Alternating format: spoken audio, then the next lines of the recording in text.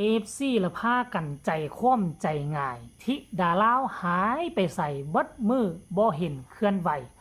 ล่าสุดน้องทิดาลาวได้ออกมาเคลื่อนไหวอยู่ในเพจส่วนตัวของน้องเป็นที่เงียบห้อยแล้วดีใจกันหรือบ่ทักทายสบายดี FC ทุกท่านมาพบมาพ่อกับเจเบาลาวก่อนนอนค่ำคืนนี้ก็แล้วกันท่านผู้ชม FC แฟนคลับบ่ฮู้ว่าพ่อแม่บ่ว่าจะอยู่ทางลาวทางไทยบ่ว่าจะอยู่ทางเมกาทางเบลเยียม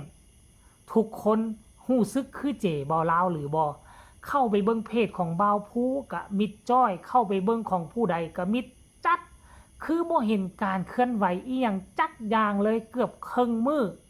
มีแต่มือเศร้านั่นเห็นข้อมูลข่าวสารบ่าวผู้กะเฮ็ดวิดีโอออกมาลงทางเพจต่างๆบอกว่ากำลังเดินทางไปที่บึงกอกบึงการจะพานอกที่ดาลาวไปกราบไปไหว้ปูไปครอบปูอีหยังจักอย่างนี่แหละคลิปนั่นละมันเป็นคลิปสุดท้ายจนมากระทั่งปัจจุบันนี้มัน9 โมงแรงแล้วบ่เห็นเคลื่อนไหวจักอย่างหลายคนก็สงสัยหลายคนก็ตกอกตกใจว่ามันเกิดอีหยังขึ้นคือว่ามันมีจีรีแท้น้อว่าซั่นโอ้ยหลายคนก็ท่วงถามมาหาทั้งเจบ่เล่าก็หมดปัญญาหาหลายชั่วโมงจนมากระทั่งช่วง 2-3 นาทีที่ผ่านมานี่ไปพบเห็นเพจส่วนตัวของน้องธิดาลาวออกมารายงานแล้วท่านผู้ชมก็คือสิแม่นค่ำคืนนี้น่าจะนอนอยู่ทั้งบึงกาฬละมั้งท่านผู้ชมน่าจะนอนอยู่ทั้งบึงกาฬนั่นละก็เอามาฝากเอามาต้อน FC แฟนคลับเนาะให้ฮู้จักกันเอาไว้แน่บ่มีผู้ใดเป็นหยังเด้อปัจจุบันนี้น้องกำลังกินข้า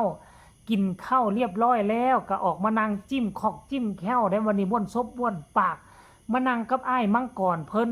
แล้วก็ทักทายสบายดีกันระหว่างเอ่ยกับน้อง2 คนนั่งอยู่นํกันอันทั้งผู้ใหญ่เพิ่นก็ได้ยินเสียงเข้ากล้องอยู่ม่วนกันซ่าวอยู่ก็สิแม่นพักพวกหมู่เพื่อนเก่าของพ่อผู้ศรีวิไลเพราะว่าพ่อผู้เป็นคนบึงกาฬได้แม่นบ่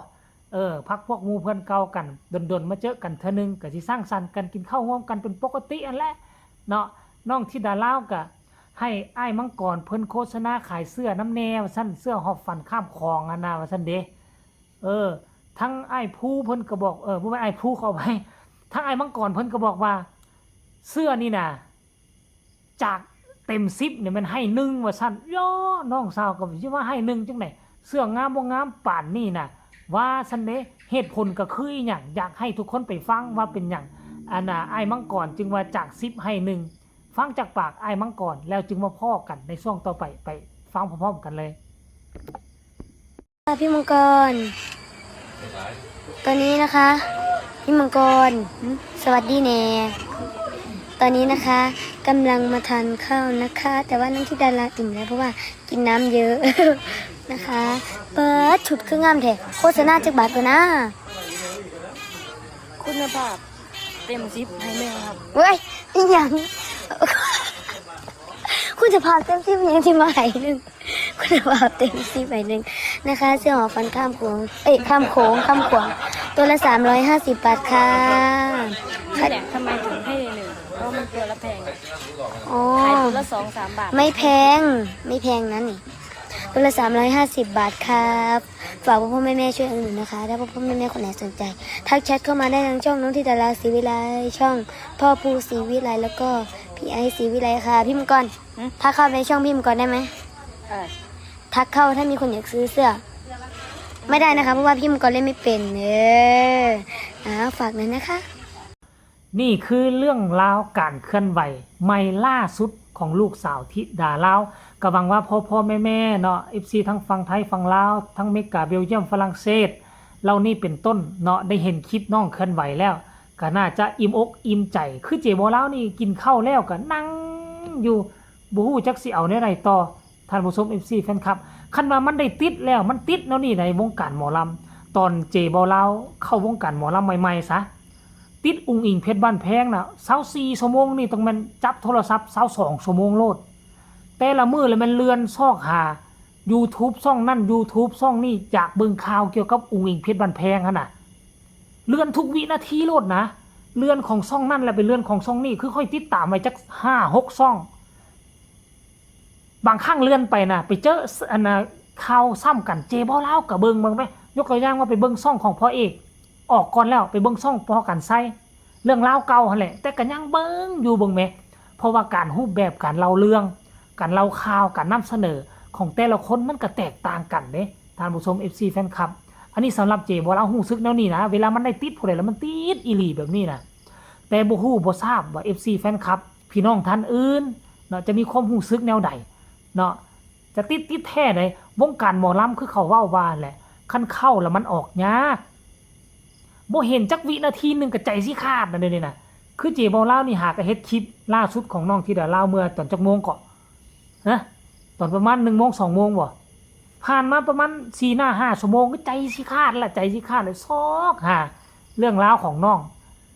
มันละว่าเป็นแบบสั้นท่านผู้ชม FC แฟนคลับแล้วมื้ออื่นนี่วันที่11ละแม่นน้องต้องได้นั่งเครื่องบินแม่นบ่ไปทางกรุงเทพกรุงไทยแม่นบ่คันถ้าบ่นั่งเครื่องบินนี่มันไปบ่ทันได้ประโยชน์มื้อนี้อยู่ไสบึงกาฬคือสิแม่นเขาเจ้าจะนั่งเครื่องจากบึงกาฬไปกรุงเทพแม่นบ่พออยู่ทางสารคามนี่บ่มีบ่มีสนามบินใหญ่บ่คือว่าเห็นทั้งบอสโจเนาะทั้งอุ๋งอิงคันสิไปกรุงเทพยามใดก็ต้องได้ไปเท่าไหร่ขอนแก่นนั่นบ่บึงกาฬสิบ่อันนี้เจบ่ลาวบ่ทราบนะ FC แฟนคลับผู้ใดเป็นพี่น้องชาวไทยก็คอมเมนต์มาบอกเจบ่ลาวเด้อหรือว่าเขาเจ้าต้องมีธุระที่ไปกราบปู่กราบย่าอันที่ว่าพอผู้ศรีวิไลเคลื่อนไหวมื้อเช้าหั่นบ่ไปกราบแล้วก็พบปะสังสรรค์น้ำหมู่น้ำพักน้ำพวกก่อนสินะแล้วมื้ออื่นจึงเดินทางไกลแล้วก็มื้ออื่นนี่ละแม่นมีแต่แม่เพิ่งไปกับน้องธิดาลาวแม่นบ่ตามที่ข้อมูลเก่านะสำหรับพอผู้จะเดินทางมุ่งหน้าขึ้นเหนือไปรับเชิญอยู่พุ่นก็ขอไปทั้งเหนือก็ขอให้ปังให้ดังให้ได้มาไล่หลายๆเด้อพอผู้สำหรับน้องธิดาลาวจะบ่ขออีหยังหลายขอให้น้องอย่าผิดอย่าพลาดอย่าลืมเนื้อให้มันห้องลื่นไหลเลียนไหลและเจบ่ลาวก็จะติดตามอย่างใกล้ชิดการขึ้นเครื่องบินครั้งแรกของน้องธิดาลาวเด้นี่เป็นครั้งแรกเด้ขนาดเจบ่ลาวน่ะใหญ่ซำนี้แหละอายุ35จะเข้า36ปีก็ยังบ่เคยขึ้นเครื่องบินจักเทื่อมีครั้งหนึงตอนนั้นช่วงอายุประมาณ24ปีเฮ็ดเวียกนำบริษัทหนึ่งอยู่ทางหลวงพระบางเขาสิให้นั่งเครื่องบินจากหลวงพระบางลงมาเวียงจันทน์บ่ยอมนั่งตัวเครื่องบินน่ะ 700,000 กีบเจบ่าวลาวส่งเงินบริษัทเอาเงิน 200,000 กีบนั่งรถเมล์ลงมา10 ชั่วโมงฮอดเวียงจันทน์ถ้านั่งเครื่องบิน45 นาทีและสาเหตุเป็นหยังเจบ่าวลาวบ่นั่งเครื่องบินฮู้บ่แม่นย่านใดย่านก็ว่าแม่นบ่ได้ย่านคนสอกคนสูงดอก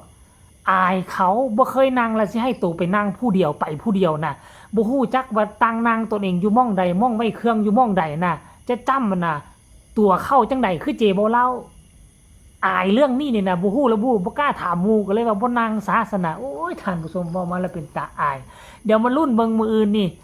การนั่งเครื่องบินของน้องธิดาลาวครั้งแรกจะเป็นอาการแนวใดให้ทุกคนกดไลค์กดแชร์กดติดตามช่องเจบ่เล่าเอาไว้ให้มันดีก็แล้วกันที่สำคัญจะกดข้ามโฆษณาสำหรับคลิปนี้นะฝากไว้สำนีกันแล้วกันพบกันใหม่ในคลิปหน้ามื้ออื่นเช้ากันแล้วกันเนาะสบายดี